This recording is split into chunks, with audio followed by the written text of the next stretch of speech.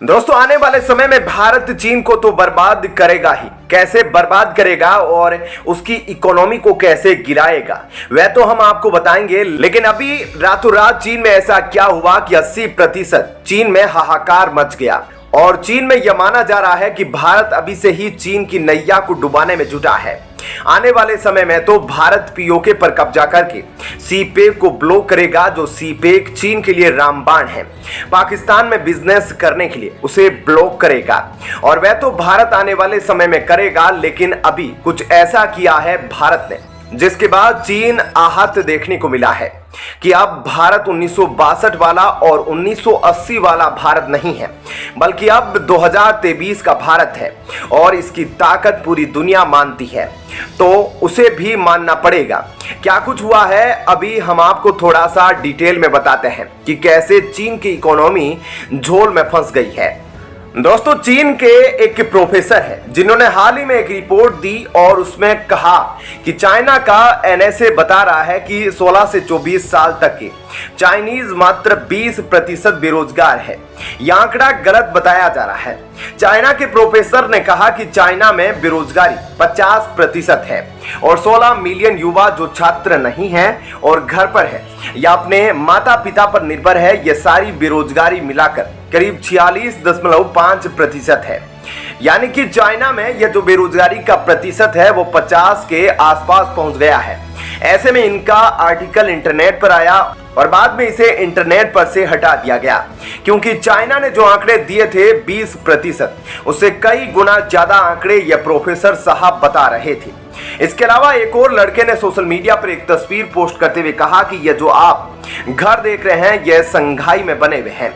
यह बड़ी बड़ी बिल्डिंग, ये सारा कुछ संघाई में बना हुआ था और पहले इन बिल्डिंग में बहुत सारे लोग रहते थे और वो इसका बहुत ज्यादा किराया भी देते थे, क्योंकि तब लोगों को बहुत बढ़िया पैसे मिलते थे और सब कुछ अच्छा था। लेकिन अब यहाँ पर कुछ भी नहीं है और लोग छोड़ कर जा रहे हैं, जिसके बाद ये इलाका खाली पड़ रहा है और इस इलाके के खाली पड़ने का मतलब है कि चाइना बर्बादी की तरफ जा रहा है। और ऐसा इसलिए कहा जा रहा है दोस्तों, क्योंकि कुछ इलाके हैं जो आप स्क्रीन पर देख सकते हैं, इनको चाइना की जान कहा जाता है। चाइना की आबादी को अगर बांटा जाए तो 94% हिस्सा इस जगह पर रहता है और बाकी का 6% हिस्सा दूसरी तरफ रहता है। 6% वाले हिस्से में कुछ भी नहीं है, सिर्फ पहाड़ है और काम का कोई भी चीज नहीं। ज्यादातर चाइना इस इलाके में अपने परीक्षण किया करता है, लेकिन यह जो 6% आबादी है यही मेन सेक्टर है और यहाँ चाइना के बड़े बड़े उद्योग है और इन्हीं के दम पर चाइना पूरी दुनिया में छाया हुआ था। लेकिन अब चाइना का यह सब कुछ धराशायी हो रहा है और जिस लड़के ने यह बयान दिया था कि संघाई में यह बिल्डिंगें हैं अब खाली है, वह इसलिए क्योंकि संघाई से कंपनियां बंद हो रही है। सबसे बड़ी कंपनी संघाई जिओभाई, इसके रेवेन्यू में 30% गिरावट देखने को मिली, तो वहीं दूसरी बड़ी कंपनी में 22.33% की गिरावट देखने को मिली और यह कंपनियां बड़ी कंपनियां हैं। 1.94 मिलियन कंपनियों ने डी रजिस्टर किया। चाइना की 40 बड़े बड़े जो धनी शहर थे वहां से इन कंपनियों ने अपने आप को हटा लिया है, जिस वजह से यह इलाका लगातार खाली होता दिख रहा है।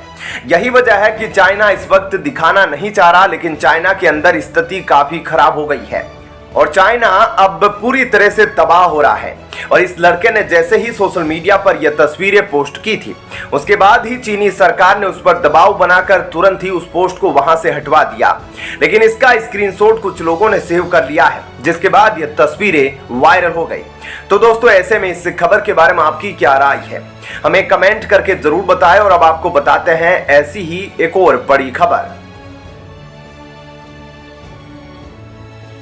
दोस्तों, दुनिया का सबसे बड़ा संगठन G20, जिसकी बैठक सितंबर में हो रही है और भारत में हो रही है, इस वजह से ही हर देश प्रधानमंत्री मोदी को अपने देश में बुला रहा है और पहले से ही कुछ रणनीति बना रहा है। और अभी हाल ही में अमेरिका ने बुलाया और उसके बाद फ्रांस ने भी बुलाया, उसके बाद ऑस्ट्रेलिया ने और यूएई में भी प्रधानमंत्री का दौरा रहा। G20 के जितने भी प्रमुख देश हैं वे सब देश भारत में सितंबर में आने वाले हैं, लेकिन पहले से ही वो पीएम मोदी को बुलाकर कुछ बड़ी रणनीति की बात कर रहे हैं। लेकिन इस बीच अब चीन भी भारत का लोहा मानने लगा है। चीन अब तक वीटो देने के लिए कोई भी बात करने से इनकार करता था, वहीं चीन अब 2 शर्तों पर वीटो देने के लिए राजी हो गया है।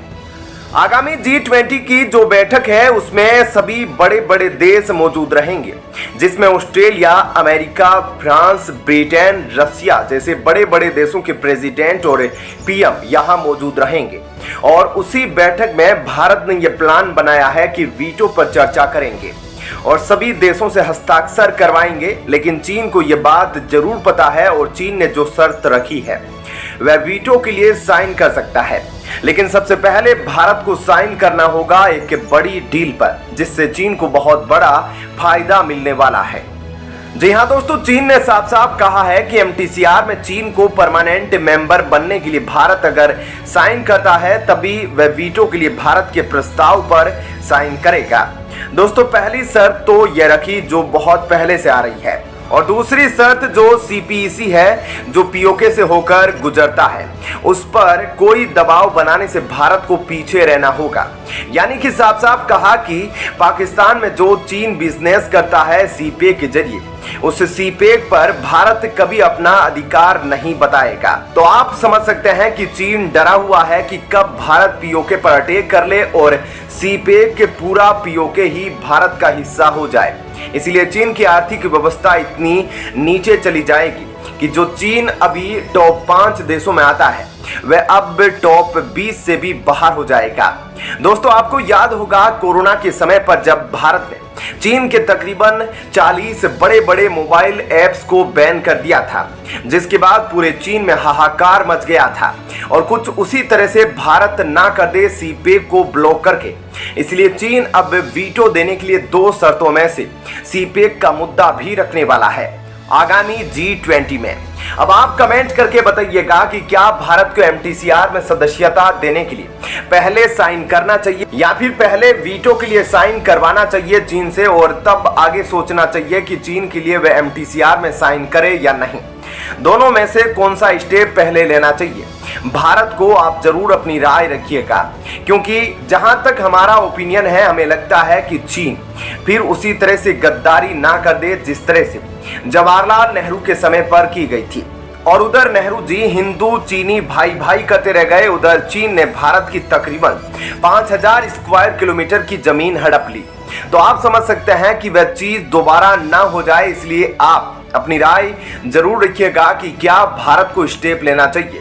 दोस्तों, इस खबर के बारे में आपकी क्या राय है हमें कमेंट करके जरूर बताएं।